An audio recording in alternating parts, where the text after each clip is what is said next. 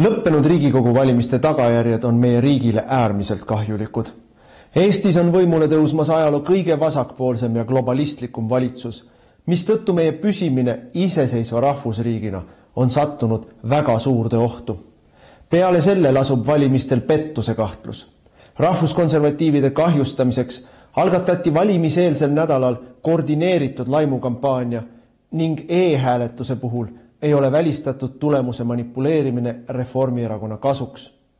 Kui ka sinule on vastuvõetamatu see, kuhu me ühiskonnana liigume, siis liitu Eesti Konservatiivse Rahvaerakonnaga. EKRE on eestimeelne, tõe ja õiguse eest võitlev rahvaliikumine, millest on tänaseks saanud parlamendi suurim ja tegusaim opositsioonipartei. Järgnevatel aastatel seisab meil ees raske võitlus. Peame tagama, et valimistel oleks pettus välistatud. Me peame kaitsma oma riiki massiimmigratsiooni, odava võõrtööjõu ning riigi teerullipoliitika eest. Me peame ära hoidma vaikiva ajastu kehtestamise ja rahva vaesumise. Iga meie liige saab anda oma panuse, et Eesti jääks eestlaste rahvuskoduks. Mida rohkem meid on, seda tugevamad me oleme. Erakonnaga liitumise juhendi leiab veebilehelt ekre.ee. Eesti eest. Raadiosaade Vaba Sõna. Põnevatest teemadest räägivad saatejuht Anti Poolamets ja huvitavad saatekülalised. Tervist, head raadiokuulajad! Vaba Sõna stuudios on Anti ja Evelin Poolamets, Lääne-Virumaalt valitud Riigikogu liikmed. Ja me vahendame teile kõige värskemat teavet Riigikogu istungisaalist, komisjonidest ja muidugi kuluaaridest. Ja tänases saates tutvustame valitsuse jahmatavat plaani Rootsi vange Eestisse tuua, räägime tuulikute pealetungist ning nende utiliseerimise probleemidest, jalaväemiinide keelamise konventsioonist taganemisest ning ka teistest EKRE poolt ammu tehtud riigikaitsealaste ettepanekute saatusest. Evelin, Eesti 200 ja valitsus on jälle ilmutamas jutumärkides kõrgemat klassi, et leiutati üks absurdne asi, ehk siis olevat hädasti vaja Eestisse tuua Rootsist eriti ohtlikke kurjategijaid ja kui üks Isamaa liige või Isamaa fraktsiooni esimees Helir-Valdor Seeder siis kritiseeris samuti Liisa Pakostat selle eest, siis Liisa Pakosta vastas talle Postimehes, et mitte kunagi ei olegi olnud sellist juttu, et siia tulevad ainult pisipätid. Me oleme rääkinud, et võtame just pika karistusajaga inimesi. See tähendab, et nad on pannud toime raskemaid kuritegusid. Ja ükski selline inimene ei vabane Eestisse, see oli meie punane joon. Ja siis veel huvitav asi, et võtame vastu ainult selliseid kurjategijaid, kes ei ole võrgustunud, kes on tegutsenud üksi. Sellisel vangil ei käi ka palju külastajaid. Olen algusest peale kinnitanud, et ainult pikk karistus, ainult ilma linnaloata, ainult mitte võrgustunud ja mitte radikaalid. Need on ilmselgelt kõige madalama riskiga kinnipeetavad Eesti ühiskonnale. No Evelin, mitut sõna sa Pakosta jutust nüüd usud?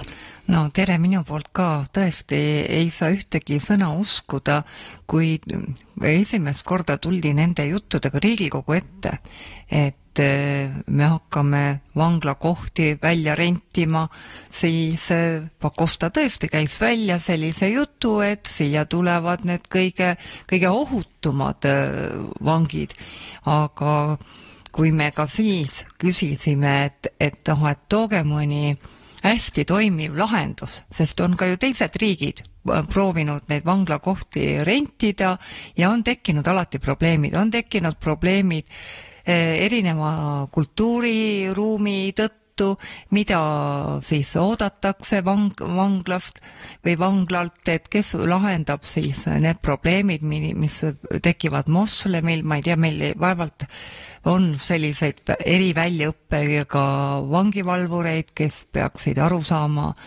mis vajadused on moslemil. Araabia keelt peaks ju oskama ometigi ja siis araabia kultuuri ja no aga see tuleb kõik sinna kaasa. Ma ütlen, et nendel vangivalvuritel hakatakse araabia keelt ja kultuuri õpetama, et aru saada, kes sinna tulevad ja see on väga spetsiifiline seltskond ja vaatame nüüd neid väiteid, mida siis Pakosta ütles, et tuuakse selliseid kurjategijaid, kes ei ole võrgustunud, kes on tegutsenud üksi. No kes seda teab, et nad ei ole võrgustunud? Neil ei ole seda otsaette kirjutatud, et kõik see, et nad üldse Eestisse tuuakse, näitab, et rootslastel on kontroll käest ära, neil ei mahu enam need islami taustaga pätid vanglatesse ära ja nad tegelikult ei tunne neid vange, neil on ka ju probleeme araabia keele oskamisega. Nendel on hõimukultuur, klannikultuur, mis on täiesti teine maailm, mis Rootsisse tungib ja nüüd tuuakse 300 miinimum, ma sain aru, millega Rootsiga nüüd kokkulepe on sõlmitud, aga maksimum on 600 ehk terve Tartu vangla laetakse see täis. Aga see on omaette nagu kummaline olukord ka, et rikas Rootsi ei suuda siis 300 vangile kinnipidamiskohta leida, või lahendab Rootsi hoopis mingit kolmandat probleemi, et ta ei saa neid vange justkui oma territooriumile hoida, et see suurendab seda kuritegevust, võib-olla seda kultuurilist ka vastuhakku, võib-olla seda agressiivsemad on need moslemi kogukonnad, kui nende liige on vangi pandud, et kummaline, et rikas Rootsi nüüd ei suuda oma vange üleval pidada. No see on kõik kummaline ja me sisuliselt muutume siin Albaaniaks, kes on nii-öelda Itaalia allhankija, kuhu need igasugused moslemi illegaalsed immigrandid sokutatakse, et saaks kaelast ära, silma alt ära, kes sealt üle Vahemere tulevad. Siis Taani sokutab sinna oma vange miljonite eest, et sisuliselt muututakse tasapisi Euroopa vanglasaarteks ja Tartuga juhtub ju sama asi, et kui siin ots lahti tehakse, hakatakse neid juurde tooma ja siis kiidetakse meile maad ja ilmad kokku, kuidas nüüd me saame rikkaks vangide valvamisega. No aga vabandust, nad jätavad suure osa jutust veel lisaks rääkimata, et neid hakkavad ju inimesed vaatamas käima seal. Neil ei ole kindlasti kõige kenamad suguvõsad, kui tegelased on raskete kuritegude eest süüdi mõistetud, kusjuures Pakosta väidab, et sellisel vangil ei käi ka palju külastajaid. No vaadake, islami kultuur on klannikultuur, et nende suguvõsa, kellega nad võivad läbi käia, on 50–100 inimest ja isegi kui neil väidetavasti käib vähe, võib see tähendada islami mõistes, et 10, 20, 30 sugulast, kes käivad ja see toob Tartusse ikka tähelepanuväärse hulga kahtlasi tüüpe ja kogu Eestisse, plussis veel see, et kui ta ütleb, et nad ei tohi olla radikaalsed, jällegi, kus nad teavad seda, sest see ei ole otsaette kirjutanud. Vangis istuv inimene võib igal ajal radikaliseerida, sest tal on ju seal ebamugav olla. Ja lisaks on veel see, et kui Evelin mõtle nüüd ise, et 101 radikaliseerub ja hakkab terroristlikke tegusid toime panema, või siis tema sugulane, kes on radikaal, tuleb Eestisse, Tartusse, vaatab, seal on kõik nii euroopalik, naised käivad lühikeste pükstega, mitte hidžaabidega ja maskidega, et kuidas see kõik võib välja nägema hakata? Nojah, tegelikult ei ole ju palju vaja üheks terrorismi kuriteoks, piisab ju ühest autojuhist, et inimesi jõuluturul hävitada, aga mina ei näe jälle neid mõjuanalüüse. Mulle tundub, et see Eesti 200, see Liisa Pakosta käitub nagu pioneerijuht. Suure hurraaga võetakse mingi seadus vastu, läheb natukene aega mööda. No võtame kas või see kestlikkuse aruanne. Suure hurraaga võtame vastu, läheb 6 kuud mööda. Ei nüüd jälle juba tühistame. Siis võetakse jooksujaluse automaks seadus vastu. Jälle juba hakatakse mingeid erandeid tekitama, aga kui nüüd on ju ka teistel riikidel selline kogemus, et kuidas siis toimida, et kui ühest kultuuriruumist viiakse see vang, me tegelikult võime juba Rootsi puhul kohati rääkida erinevast kultuuriruumist, kuna seal on nende immigrantide, moslemi immigrantide osakaal juba nii suur, et sa näed neid moslemeid teeninduses, sa näed igal pool. Elu ilma nendeta kokku puutumata Inglismaal on juba äärmiselt keeruline. Taksojuhid, poemüüjad, kõik. Ja kunagi sa ei tea, kellel tegelikult on radikaliseerumise tunnused. Ja seal kujutab me nüüd ette, sa ütlesid ka, et kui nüüd meile tulevad need moslemid, siis sa pead oskama araabia keelt, et kui võrrelda või kuidas siis toimus see Norra ja Hollandi omavaheline koostöö vangide vahetamisel või tähendab vanglakohtade rentimisel, et seal oligi see erinevus, et Norra nagu vanglatöös oli oluline olukordade ennetamine, aga samas Hollandis reageeriti ainult nii palju, kui oli vaja ja seal tekkisidki probleemid, et vangidega ei suheldud, tekkisid sellised olukorrad, kus ka vanglas tekkisid kihistused, et kinnipeetavate vahel tekkisid sellised hierarhiad, nõrgemate kinnipeetavate väärkohtlemine, et kõik see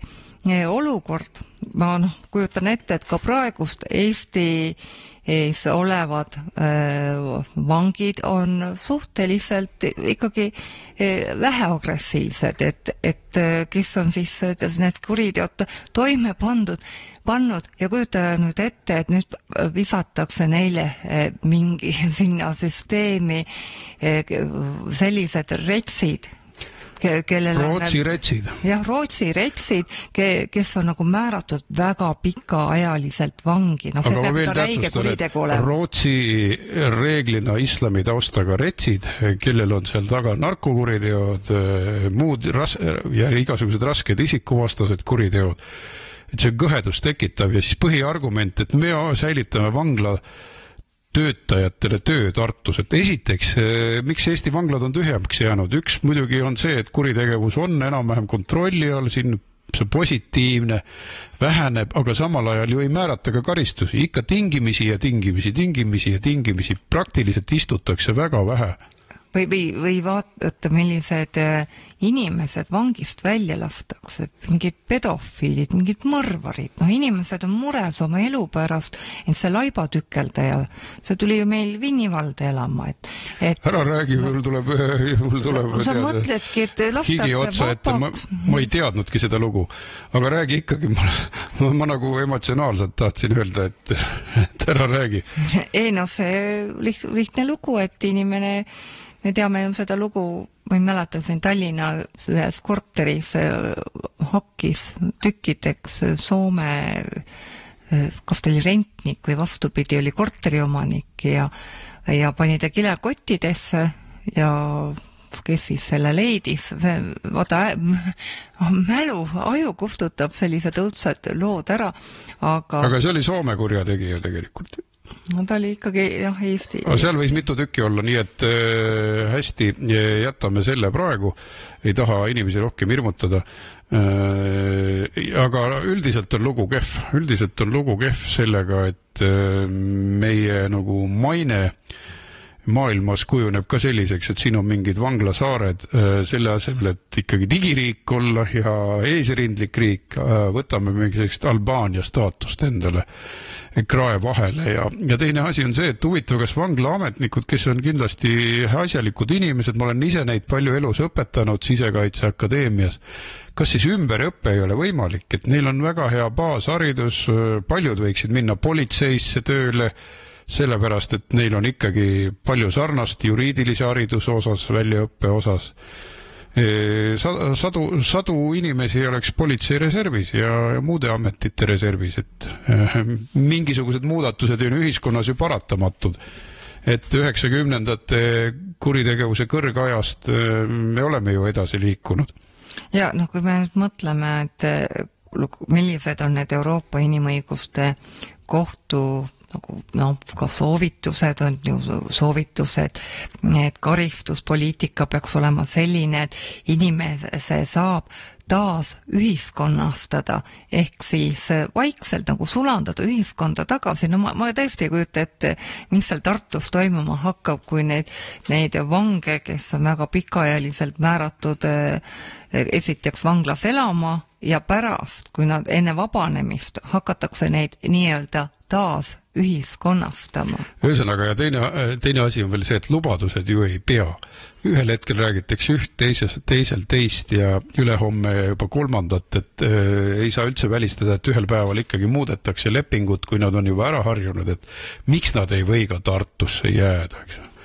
Ja kallid sugulased on muidugi pikas sabas, et tulla siia ja vaadake, juba on ISISega seotud inimesi Eestis liikvel. Ma kohtusin kaitsepolitsei peadirektori Pallossoniga, olin korruptsioonivastases komisjonis asendusliige, küsitlesin teda ja ta ütles ka, et ISISega seotud inimesi on. See arv on tõusnud ka sellepärast, et vaadake need otseliinid, Venemaaga on ju suhted piiratud, aga läbi Eesti piiripunktide sinna ikka saab ja tuleb väga kahtlast seltskonda üle maailma kokku, kes tahavad Venemaale pääseda. Nii et ISISe oht on Eesti kohal tänu nende tüüpide läbiliikumisele täiesti olemas ja nüüd tahetakse veel vanglat ka ülimalt ohtliku seltskonnaga üle kuhjata. Ja tuletan meelde, et meil on olnud juba probleeme, et õiguskantsler on käinud vanglates vaatamas neid mõnda välismaalast, kes on Eesti vanglasse sattunud ja need on olnud ka vanglatele parajaks katsumuseks. Et keeruliseks on osutunud igapäevane suhtlemine inimestega ja talle nagu arusaadavas keeles info andmine ja ka mõtestatud tegevuse pakkumine, kui inimene on võõrkeelne, ta ei saa mitte midagi aru, siis on talle ka keeruline tervishoiuteenust pakkuda, samas tal on väga keeruline ka lähedastega peab ju kontakti saama hoidma ja et praegust on meil mõned sellised vangid ja meil juba praegu napib nendega tegelemiseks inimesi. Ja nüüd hakatakse neid veel juurde tooma, see on nagu enne kuulmatu. Igal juhul ma lõpetan kaitsepolitsei juhi hoiatusega, kes on korduvalt ajalehtedes maininud islami probleemi kasvu, radikaliseerumise ohtu siinsete islamiusuliste hulgas ja ta on ka tunnistanud, et tõesti on mitmekordistanud viimase 10 aastaga islami taustaga inimeste arv ja neid ei hallata varsti ära. Et tegelikult tuleks panna sirgelt käsi ette islamimaadest immigratsioonile. Valitsus teeb täpselt vastupidi. Praegu on rahumeeli valmis Usbekistanist ja teistest Kesk-Aasia riikidest odavat tööjõudu sisse tooma uute reeglite järgi. Ja seal on ka islami radikalism väga tugevalt sees. Näiteks Rootsis sõitis veoautoga rahva sekka just mingi usbek, kes ei saanud väidetavalt endale seda pagulastaatust ja selle tõttu otsustas kohalikule rahvale kätte maksta. Aga Evelin, teeme nüüd ühe reklaamipausi ja läheme edasi tuulikute pealetungi teemaga. Raadiosaade Vaba Sõna koos põnevate teemade ja huvitavate külalistega on eetris igal laupäeval kell 12 Virumaa Tre raadios. Saatejuht Anti Poolamets. Ja me oleme stuudios tagasi. Räägime siis sellest, Evelin, mis juhtus Kadrinas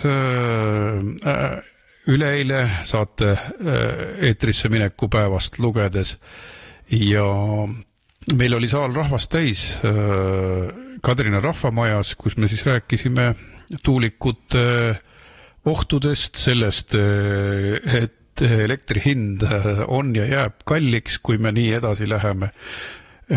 Rääkisime ka terviseohtudest, mis puudutab infraheli. Kuidas rahvas vastu võttis? Jaa, tõepoolest, me nähtavasti oleme ühed vähestest, kes käivad ja räägivad ka päris probleemidest, et siiamaani kas valetatakse või ei räägita, millised probleemid toovad tuulikute rajamised kaasa, et põhivale on see, et kui öeldakse, et tuuleenergia on odav, no ei ole. kõik need ülekandeliinid ja kõik, mis tuleb rajada selleks, et tuulik üldse püsti saab ja siis see on ju kulu ja selle kulu peab ju tuulik tagasi teenima ja seda enam, et peab ka veel topelt süsteemi üleval hoidma juhuks, kui tuul ei puhu ja kui me vaatame, kui palju töötasid eelmine aasta tuulikud, meil on juba 700 megavatti nimivõimsusega tuulikuparke Eestis ja need töötasid ainult 20% ja kui meile räägitakse lugusid sellest, et Eestis peab olema taastuvenergiat 100%, meil juba on. Meil on tuulikuparke nii palju, et nimivõimsus on 700 megavatti, meil on 1200 megavatti on päikeseparke ja tegelikult peaks ju olema meie igapäevane vajadus kaetud. Aga kahjuks ei ole nii, sest ükskõik kui palju sa neid tuulikuid ja päikeseparke üles ka ei paneks, kui tuult ei ole siis, ja päikest ei ole, siis need ei tööta. Ja ma rääkisin kohalikele inimestele ka seda, et praegused valimised on väga otsustavad teie elukeskkonna teemal. Ehk siis, kui nüüd jalgu tagumikku alt välja ei võeta ja hakata valima neid, kes tõesti kogukondade huvide ees seisavad, siis rullitaksegi üle. Näiteks Kadrinas on ikkagi vallavalitsus algatanud eriplaneeringu, mis on kahjulikum. Ise nad on nagu nõus olnud sellega, mis on palju kahjulikum omavalitsusele kui tavalised planeeringud. Näiteks sina panid ikkagi Vinni vallas käe ette, vaatamata kohtuskäikudele ja kõigele muule ja jätkad seda võitlust. Aga seal on nii, et juba 2026. aasta veebruaris-märtsis tehakse asukoha eelvalik, praegu siis tehakse neid niinimetatud uuringuid ja ilmselt nad saavad endale kraesse hiiglasliku tuulepargi 5 kilomeetri kaugusele Kadrina keskusest ja Huljast 1,5 kilomeetri kaugusele. Ja mitte ainult, me oleme hästi palju rääkinud sellest, et kuidas seda tuuleenergiat peale surutakse ja tegelikult ei kasutata, ei valita enam vahendeid. Ma arvan, et inimesed, kes on sattunud maapiirkonda, on näinud neid suuri plakateid, kus on linnuroojane traktor üle elu suuruses seal peal ja plakatil on tekst, et linnud lasevad ikka traktori täis, tuulepark kodu kõrval pole midagi muutnud. Ehk Vinni vald ei andnud nõusolekut seda plakatit, mille mõõdud on kuskil 3x6 meetrit, et ei lubanud seda panna. Sellest hoolimata leiti üks eraomanik ja meil näeb seadus ette, et tuleb kooskõlastada vallaga, et see reklaam ei oleks seaduse vastane aga seda kooskõlastust ei saadud. Samamoodi Haljala vallas öeldi ära, et ärge pange seda reklaami, et meil ei ole õige aeg ja see on ka ju eksitav reklaam. Ja mis juhtuski, et Põltsamaal, ma arvan, et meie vald peaks ka selle nõudmise esitama Kliimaministeeriumile ja nagu Põltsamaa vald tegi, et palus Kliimaministeeriumilt see plakat ära viia ja Kliimaministeerium ütles, et tuleme vastu valla soovile ja eemaldame selle. Ja vähe sellest, et see jõuga peale suruti, on see ka reklaamiseaduse vastane. Sa esitasid ju ka kaebuse Tarbijakaitseametile. Jah, sest kui inimene, kes seal lähedal elab või igapäevselt mööda peab sõitma või jalutama, siis tal hakkab halb, kui ta vaatab seda roojatud pilti, seda traktorit ja sellega peab ju ikkagi arvestama, et see peab olema, reklaam peab olema kooskõlas heade kommetega. Reklaamiseaduse paragrahv 3 lõige 4 ütleb selgelt, reklaam ei tohi olla vastuolus heade kommetega ja mis kõige olulisem, see on ju eksitav reklaam. Selle reklaamiga püütakse luua muljet, et tuulepark ei ole keskkonnale kahjulik. Et ta ei mõjuta üldsegi midagi, et see inimene on täiesti häirimatu, aga see ei ole ju nii ometigi, et uuringud näitavad, et kinnisvara hinnad langevad mitukümmend % tuulikute ümbruses, paljud ei saa üldse kinnisvara müüa, linnustikul on väga tõsine mõju. Hiina uuring, mis tehti 100 000 tuuliku peale, jõudis järeldusele, et isegi biomassi kasv väheneb, iga tuulepargi peale on 2 miljonit eurot kahju biomassi vähenemise tõttu seal ümbruses. Väikesed mutukad lendavad minema, mesilased ja teised, et sellel kõigel on mõju ja suured loomad asuvad ka tuulikutest eemal. No õnneks riik on tunnistanud seda, et tuulikutel on mõju, sellepärast on meil ka keskkonnatasude seaduses selline paragrahv, mis siis lubab talumistasu tuuliku lähedal elavatele inimestele. Aga ikkagi see reklaam on eksitav. Reklaamiseaduse paragrahv 4 lõige 1 ütleb selgelt, et reklaam ei tohi eksitav olla ja seda enam see inimene, kes siis elab seal reklaami peal oleval, tähendab, reklaami peal on siis see mees, kes elab Salmel ja ta on seal kõrval on see tuulepark, aga see tuulepark on alla 100 meetri, aga meile Vinni valda tahetakse ehitada üle 300 meetri kõrgusel. Aga igale poole Lääne-Virumaale, need on Tallinna teletornid, mitte midagi muud. Ja ei ole ju võrreldav. Inimene, kes elab seal väikeste ventilaatorite lähedal, võrdleb siis, et nüüd olukord pole muutunud, aga meile tulevad ju meeletult kõrged tornid laba sinna. Pikkus 85 meetrit, et praegu veel inimesed ei kujuta üldse ette seda, kui mudelite pealt vaadata, kui see väntama hakkab.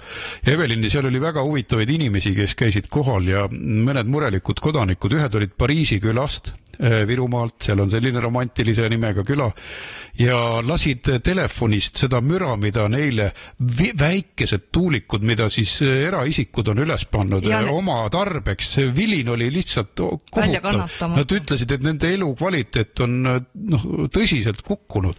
Need ongi eritüübilised, need on vertikaalsed tuulikud, need käivad ringi nagu, ma ei oska öelda, nagu mingi karussell selle telje ümber ja nad teevad meeletut müra, nagu mingi plekikolin ja tõesti, mina tunnen kaasa nendele inimestele, kes seal elavad, aga ma leian ka, et nad peaksid pöörduma Terviseametisse ja laskma seal mõõtmisi teha, sest meil on ikkagi normid, et see ei tohi ületada 35 või 4, öösel 35 detsibelli, et inimesed, kui see müra ikkagi väga-väga häirib, palun tehke kaebus Terviseametisse, päriselt ka.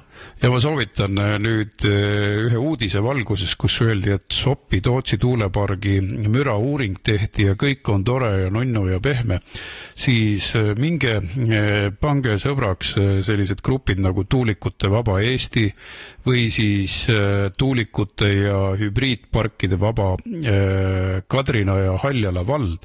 Te saate väga head infot kogu teema kohta. Selliseid gruppe on üle Eesti tekkinud, on Märjamaal, on Pärnumaal, on ka Valgamaal, ehk koguge infot, sest meile praegu tõesti antakse seda eksitavat informatsiooni väga suurtes kogustes. Sopi-Tootsi tuulepargi uuringu tegi Maatasa üks seal lähedal 7 kilomeetri kaugusel elav inimene, kes tegeleb akustika ja muusikaga, Toomas Toimeta ja tema näoraamatu lehelt võite julgelt lugeda, et milline bluff oli tegelikult see praegune uuring ja kuidas inimesi eksitatakse. Et jah, see on omajagu kummaline, et üldse ei taheta laskuda isegi tähendab arutellu, et need võiksid olla kuidagi kahjulikud. Et meil oli ka esmaspäeval Riigikogus arutelu, et tuulikud, mis on paigutatud, tähendab, on sama võimsad, kui on meretuulikud ja et seal merel on mõjuala 20 kilomeetrit, aga maismaale paigutades on nende mõjuala ainult 2 või 3 kilomeetrit. Ja see oli lihtne eelnõu, aga jälle sai nii palju sellist vaidlusi ja siis tuli Yoko Alender, endine kliimaminister, rääkima, et ikka ei ole võrreldavad, et meretuulikud on ikkagi 15 megavattise võimsusega ja et need 7 ja 8 megavatised, mida meile siia plaanitakse, et need ikka ei ole päris meretuulepargid, aga aeg ja ütleme, tehnika areneb ja need praegused, ütleme, et siin 10 aastat tagasi olid maismaal 1 megased tuulikud ja merel olid isegi 5 ja 3 megased tuulikud ja nüüd tegelikult on ka enamus tuulikuid merel jäävadki sinna 7 ja 8 väga hea, sina olid selle eelnõu tutvustaja ja läbilükkaja või siis Riigikogu saali tooja, ehk siis ja see tekitas elava arutelu, seal sai huumorit ka, et näiteks Mait Klaassen Reformierakonnast ütles, et nemad käisid keskkonnakomisjoniga, Riigikogu keskkonnakomisjoniga Sopi-Tootsi tuulepargis ja tema ei näinudki neid tuuleparke alguses. Nii väga ootamatult tulid ja ma ütlesin talle, et kui te ei näe Tallinna teletorni suurust objekti, siis hankige uued prillid. Et ärge ajage jama meile. No oligi jama, ma lõpetan oma selle teema ära, võib-olla liiga pikalt hakkasin rääkima, aga Yoko Alender räägib mulle 15 megavatistest tuulikutest, meretuulikutest, siis ma palusin tal nimetada, kus regioonis on need tuulikud üles pandud. Alguses ta tegi näo, et ei saanud küsimusest aru, teise küsimuse juures ütles, et sellest ei olnud komisjonis juttu. Ehk see näitab nende pealiskaudsust. Nad ei tea, milliseid tuulikuid on merre paigutatud. Nad ei tea ka tuulikute mõjudest. Ta ei tea nende võimsusi, nagu sa just praegu ütlesid. Nad arvavad, et need on poole võimsamad. Ehk siis me räägime ikkagi 7-8 megavatistest ja tema mõtleb välja, et juba poole vägevamad on need.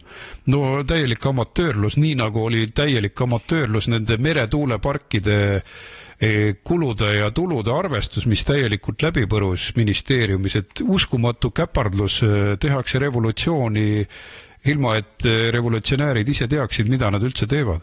Ja kui ma käisin seda eelnõu ka keskkonnakomisjonis tutvustamas, siis esimene küsimus oli neile, et et aga siis peavad ju tuuliku ärimehed nii palju raha kogukonnale jagama, et mõelge, et see mõjuala on nii laiali kantud, et kui palju jääb sinna neid leibkondi, kellele tuleb raha anda.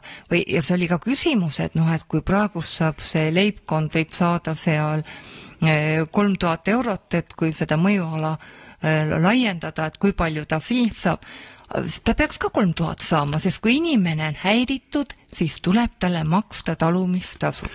Ja kui rääkida edasi Virumaa teemal täpsemalt, siis kohe teen ka reklaami ära, et 19. juunil peatselt siis kohtume me rahvaga Uhtna põhikooli saalis, kus me räägime siis Rakvere vallaga seotud tuuleparkidest. Nii mina kui Evelin oleme seal kohal ja ootame kohalikku rahvast ja ka teisi Virumaa inimesi sinna asjadest rääkima, sest väga palju on ülepiirilisi mõjusid, et mõeldaksegi, et see park jääb naabervalda, aga tegelikult vahet ei ole naabervalla administratiivterritooriumil.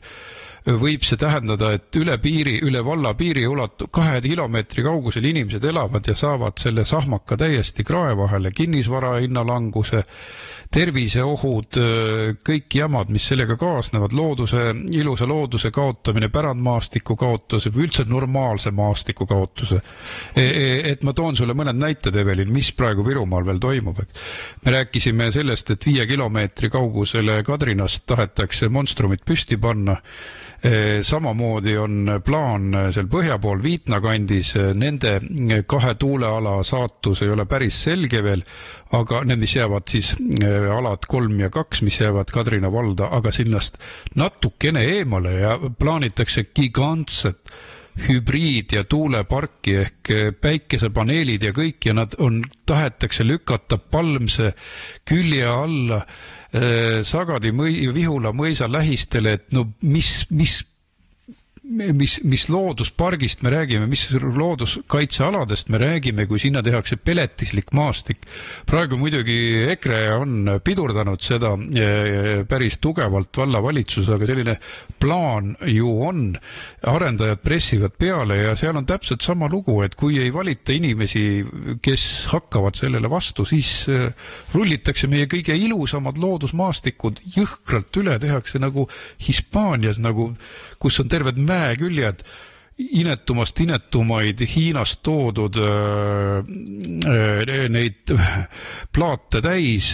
Ma näen pidevalt seda Virumaal, kus väga head põllumaad pannakse päikesepaneele täis, et see on üha koledam vaatepilt. See, et viljakad põllumaad pannakse päikesepaneelide alla, see on lausa kuritegu tegelikku.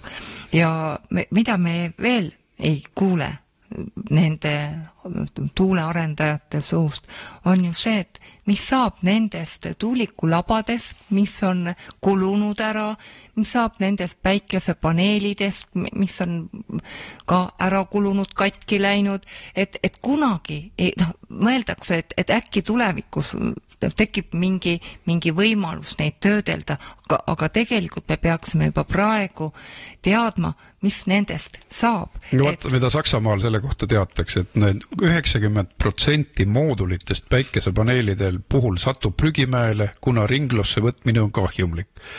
Ja siis rahvusvahelise taastuvenergiaagentuuri andmetel oodatakse, et 2050. aastaks tekib maailmas 35 miljonit tonni päikesejäätmeid ja Saksamaal 100 000 tonni, mida ei saa utiliseerida. Tuulikutega täpselt sama lugu. No kuhu need tuulikulabad siis lähevad, et nad ei oska neid kuskile panna, need on ju väga spetsiifilisest ainest, eks?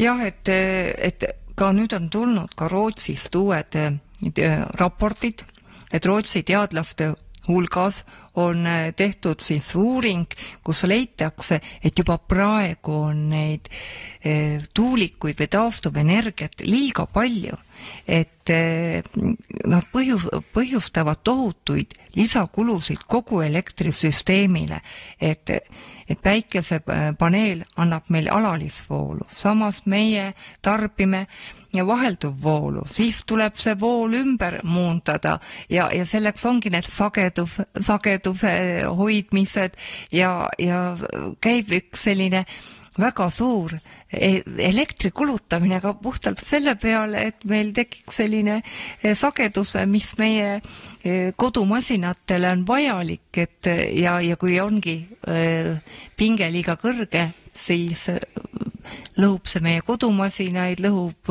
see alajaamasid, ka neid elektrijuhtmeid. Ja me lõpetame nii nagu Hispaanias, Portugalis, kus lihtsalt võrk kukkus maha ja mille tagajärjel oli ka inimohvreid.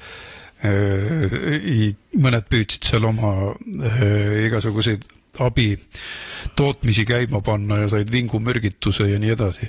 Aga rootorilabadega on sama lugu, et samamoodi ennustatakse, et 43 miljonit tonni rootorilabasid tekib. Sina, Evelin, kui keemiaharidusega inimene, sa ju tead, et tegelikult nendest klaaskiust ja vaigust ja millest ta kõik on väga peenelt kokku pandud, need labad, et nad oleks ilmastikule võimalikult kindlad, tegelikult eristub tohutus koguses mürgiseid jäätmeid.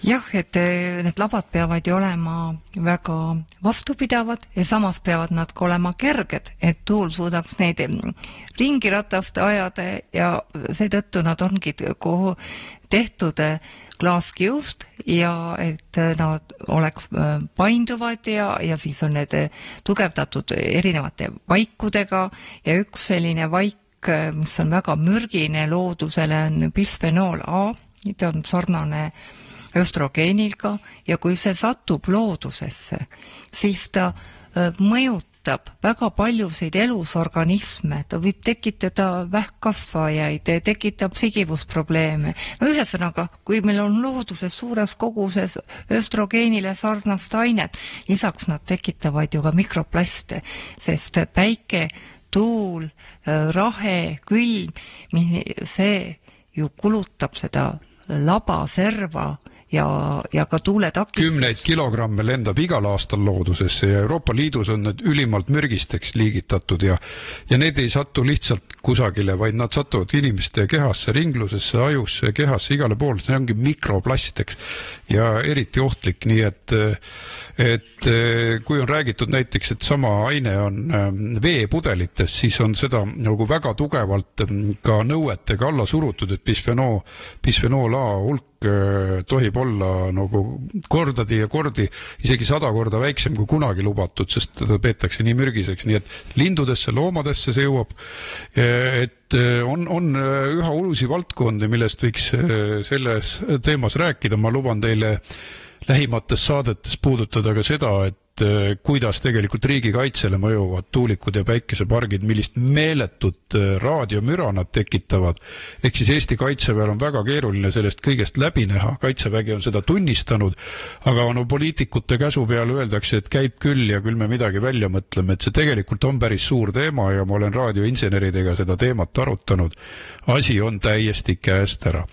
Ja teema lõpetuseks ma käiksin veel lihtsalt info korras need kohad läbi, et ma jäin meie Uhtnas 19. juunil kell 18 Uhtna koolis, põhikoolis toimuvale üritusele tähelepanu juhtima, siis Varudi tuulepark jääb sellest mõne kilomeetri kaugusele ja selle teema ei ole üldse maha maetud, see arutelu jätkub sügisel, nii et Rakvere valda tahetakse neid pressida ja nagu ma märkisin, Kadrina valla tuulepark jääb täpselt Rakvere valla serva, teisest Rakvere valla otsast, nii et ülepiiriline mõju on seal väga-väga selge ja sama hea, kui elada ise siis nende parkide kõrval. Ma teen ka väikse reklaami, et 14. juunil on Rakvere linnapäevad ja me oleme oma telgiga väljas, et tulge meiega kohtuma, oleme Antiga koos mõlemad kohal, et Rakvere 14.15. Jah, 14.15, 14. juunil algab. Ja see on siis seal Tiigi ääres, ehk siis Rakvere teatri juures pargis, sinna tuleb palju kauplejaid, saab olema meeleolukas ja me räägime ka poliitikast ja kindlasti tulge ja rääkige oma tuuleparkide muredest. Me oleme valmistanud ette vastavad infomaterjalid ja ehk oskame mõnele küsimusele vastata. Aga ma ei saanud ikkagi teil ringi peale. Ma tahtsin öelda seda, et Väike-Maarjas on olukord täiesti kontrolli alt ära. Seal on ligi üle 100 tuuliku plaanitud, küll Rakke Simuna kanti, küll Väike-Maarja külje alla, igale poole, et Väike-Maarjas reformierakondlik võim lihtsalt rullib üle. Ja siis vaata, kui sina paned Vinnivallas need käe ette, siis on ka selge, et arendajad jooksevad tormi sinna, kus on reformierakondlased võimul, kus neid saab kergemini läbi suruda, nii et eriti kõva löögi alla satuvad näiteks Väike-Maarja vald, kui seal ei suudeta leida lahendust ja valla võim välja vahetada. Reformierakond tuleks seal kiiremas korras kukutada, sest nad muudavad valla lihtsalt imeilusa looduskauni valla mingisuguseks tuuletöösturid prügikastiks. Jah, et tehakse koloonia, tuulikute koloonia ja tõsi on tõsine, seda näitab ka juba ettevalmistustööd, mis siis toimub ringteedel, kõik, kes on Rakvere kandist nüüd viimasel ajal läbi sõitnud, te näete, et ringteedel on tehtud otseteed. See on just sellepärast, et need tuulikulabad mahuks läbi ja tundub, et see olukord ikkagi on väga kriitiline, et need tuulikud võidakse ikkagi väga-väga kiiresti üles panna ja kui keegi ikkagi räägib sellest päikese ja tuule tasutavusest, et see on ju meil tasuta, aga see, millega tuulest ja päikesest energiat tehakse ja eriti see taristu, mida neile vaja on, see maksab hullupööra palju.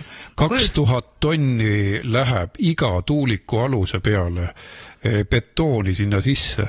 Ja see on kohutav kogus. No tasuta ei ole ka need ringteede ümberehitused, et topelt on vaja ka veel võrkusid ehitada, topelt on vaja energiatootmist rajada, lisaks veel salvestused ja võrgu stabiliseerimiseks tehtavad kulutused.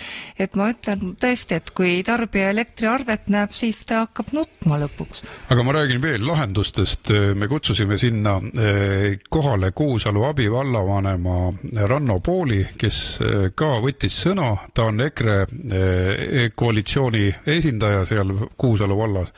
Ja ta ütles, kuidas nad panid tuulepargid seisma. On võimalik. Kui EKRE on võimul, pannakse tuulepargid seisma. Nii juhtus Kose vallas, kus eriplaneering lõpetati. Seal on EKRE Riigikogu liige Siim Pohlak tugev eestvedaja, panid seisma. Vinni vallas panid sina, Evelin, ühe esimesena üldse seisma tuuliku arendused. Kuusalu valla näitame nüüd tõin, aga Kuusalu abivallavanem Ranno Pool ütles, et see on pidev töö, see kamba tõrjumine, ja ta ütles, et panid 5 kaevandust ka kinni. Ja siis ütles, et siis põgenesid kõik kaevanduse tegijad sinna, kus reformikad on võimul ja hakkasid seal müttama. Aga kogukonnale ju ei pakuta mitte midagi peale lagunevate teede ja tolmu ja müra.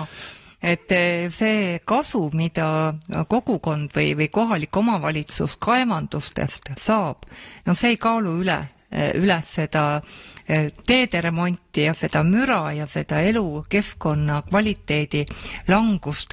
Et mulle jääb küll mulje, et igal pool, kus Reformierakond on võimul ja kui annab midagi rahaks teha, no siis ei valita tõesti vahendeid, et ollakse nii küünilised, võtame kas või need tänased teemad, et vanglakohad müüme ära, no ma ei tea, mida siis lõpuks veel müüma. Kaevandustega oli ju sama lugu, me rääkisime sellest ka, kuidas Merko kaevandused tahavad Kadrina valda Mõndavere külla rajada Tagavere liivamaardla ja samal ajal inimesed on väga pahurad, et neil on niigi kõva koormus seal kandis Kaitseväe polügooniga, pidevalt kolonnid sõidavad ja nüüd tahetakse siis 20 aastaks kopp sisse lüüa, iga päev tunnis 3-4 autot kihutab mööda ja et mida siis Merko saab rikkaks, selles ei ole kahtlustki. 40 000 kantmeetrit liiva. Ilmselt on plaanis siis Rail Balticule seda kõvasti vedada ja tuulikute fundamentidesse, sest nõudlus kasvab, aga kohalikud kandku kahjud ja see on kahjuks väga paljudes kohtades nii. Loomulikult on ka kaevandusi vaja, aga miks siis nagu kohalik kogukond ei saa sellest õieti mitte midagi, et nemad peavad ainult kannatama ja öelge, et olge vait. Jah, et kohalikud omavalitsused loevad sente, et koole mitte kinni panna, et oleks õpetajatele palka. Huviringe, teed lagunevad, ei ole tee hoolduseks enam raha aastaid antud. Aga Merkol on ju vaja, Merko oligarhid tahavad raha saada ja rikkaks saada, ega siis nendel on vaja jahte osta ja villasid osta, kuidas siis mingisugune Läsna küla või rahvamaja jätab neid täiesti külmaks, et see lastakse lihtsalt veoautode tolmuga korralikult valgeks ja kogu lugu. Et see asjad ei peaks päris nii käima. Jah, ja see on iga kaevanduse või maardlaga, et kas seal on see turba kogumine, et tekib jälle küsimus, et inimesed kannatavad, kaevud jäävad tühjaks, see on omavalitsuse probleem, samas omavalitsus ei saa jälle mitte midagi või need ressursitasud, mida siis maavaradest saadakse, lähevad suuremas osas riigieelarvesse ja sealt need, ma ei tea, kaovad kuhugi ametnike palkadeks, aga vald ei võida, vallal on see kahju pigem. Aitäh, Evelin, selle teema eest. Me läheme korraks reklaamipausile ja jõuame rääkida ka mõne sõna riigikaitsest. Raadiosaade Vaba Sõna koos põnevate teemade ja huvitavate külalistega on eetris igal laupäeval kell 12 Virumaa Tre raadios. Saatejuht Anti Poolamets. Oleme stuudios tagasi, tuletan meelde, et stuudios on Anti ja Evelin Poolamets, rahvuskonservatiivsed Riigikogu liikmed valitud Lääne-Virumaalt Ja me räägime veel sel nädalal Riigikogu saalis olnud Ottawa maamiinide keelamise konventsioonist taganemisest. Sellel oli pikem eellugu, nimelt EKRE surus seda ammu juba. Ja muidugi me lükkasime seda edasi juba Ukraina sõja puhkedes tugevalt, kuigi me oleme seda ammu rääkinud, aga kujuta ette, oli puhkenud juba ligi aasta aega oli sõda olnud, aga ikkagi koalitsioon irvitas selle üle, lükkas tagasi, seda pole vaja, mis jutt see on. Alles siis, kui teised Läti, Poola, Soome, Leedu hakkasid sellega tegelema, alles siis tärkas nendes mõistus ja nüüd äkki jälle prõmmitakse vastu rinda. Reformierakond teab, tema teeb, Eesti 200 teab. Ma tean ju, kuidas nad vastu punnisid ja naeruvääristasid ja pole vaja. See tegelikult elementaarne asi, et see on vaese mehe relv. Meil ei ole võimalik sellist ülikallid relvi muretseda nagu suurriikidel, et meil oleks vaja mingitki kaitset. Tõsi, jalaväemiinidel on omad väga ebameeldivad ohud, nagu tegelikult igasugustel relvadel, aga siis jalaväemiinid peavad maha jääma, jääda vedelema ja kõik. Aga Vene armaada vastu meil see aitaks kas või piiririba kindlustada, mida me ehitama, et vahel on sõjanduses pool päeva ka väga suur asi, et jõutakse end koguda, jõutakse mobiliseeruda, jõutakse valmistuda, et vastase liikumist aeglustada mõne objekti ümber, et see vähemalt annab meile võimaluse midagi veel teha. Jah, et kui vaadata, kus me paikneme, ma saan aru, et kui seal Ottawa konventsiooniga on liitunud need riigid, kellel ei ole agressiivsed naabrid, aga meie peame ju väikse riigina, peame kasutama kõiki võimalusi. Me esitasime tõesti juba 2023. aastal, et vaadates sellist julgeoleku olukorda, see oli ju aasta peale Ukraina täiemahulist see sõja algust, et võtame siis rohkem vahendeid kasutusele, aga naerdi välja ja seesama teema ka, et öeldakse, aga näete seal kuskil Aafrika riigis, see tekitab mingeid suuri probleeme, aga ärge nüüd võrrelge arenenud riike arengumaadega, on olemas tehnika, et mis tuvastab need jalaväemiinid või isegi on juba sellised miinid. Mida saab teie kaugelt sisse-välja lülitada? Sisse-välja või kui nendel aeg otsa saab, nad lihtsalt ise deaktiveeruvad. Ja põhilise häda tekitavad meile vastased sel juhul, sest Venemaa ei hooli mingitest konventsioonidest, nad lasevad suurtükiga puiste miine kõik kohad täis, nii et me ei saa isegi kuskil liikuda. Eesti vägede liikumine on momentaalselt takistatud, aga Venemaa vastu me ei tohi midagi ette võtta, eks ole, me ei tohi isegi piiririba ära mineerida. Muide, kui Ukrainas oleks olnud mineeritud korralikult kõik need alad. Ma tean, et näiteks seal lõunapoolsetes oblastites isegi reeturid andsid miiniväljade asukohad välja, nii et väga palju jama oli. Aga siiski piiri kaitstakse väga palju ka mineerimisega ja nagu mida me teeme, kui me nii jõhkra naabri kõrval oleme. Aga see on näide, et EKRE-l on olnud kogu aeg õigus. Väga pikalt oleme me kõigest rääkinud, kõiges eest hoiatanud.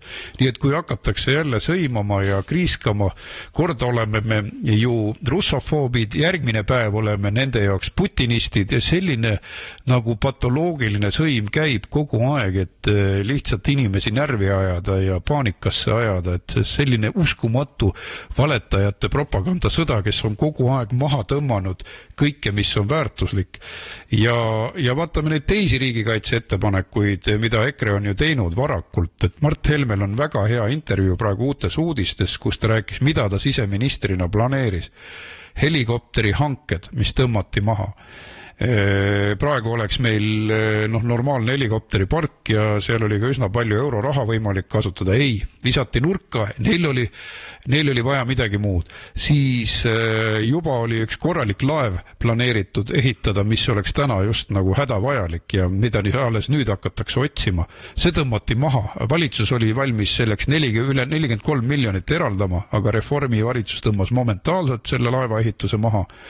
Kusjuures varem on ju lihtsalt Admiral Pitka, mis oli võimekas laev Eesti jaoks, see lihtsalt saadeti vana metalli, sest leiti, et ei, meil sellist pole vaja. Nüüd selgub, et on küll, eks ole. Ja seda Mart Helme algatatud laeva oli ka hädasti vaja.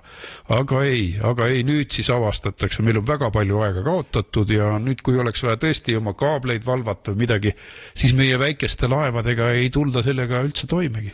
Mäletad, milline skandaal oli, kui tuli jutuks, et meil on vaja ka plaan B-d või nii öelda, et me peame ise ka oma kaitsevõime eest vastutama.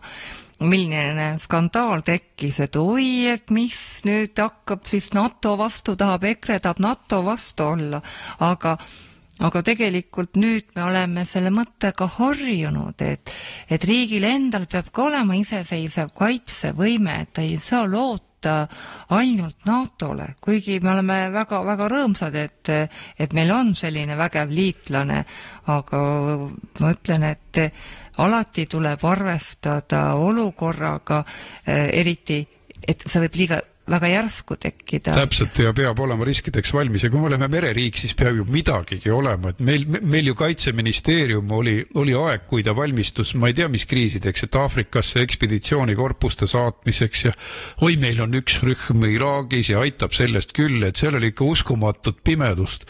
Ja muide, Postimehes oli Tarmo Kõutsi endise kaitseväe juhataja intervjuu, kus ta siis räägib varilaevastikuga kokkupõrkest, kus ta ütleski, et ei, admiral Pitka saadeti lihtsalt kaitseministeeriumi tahtel vana metalli naelteks nii-öelda.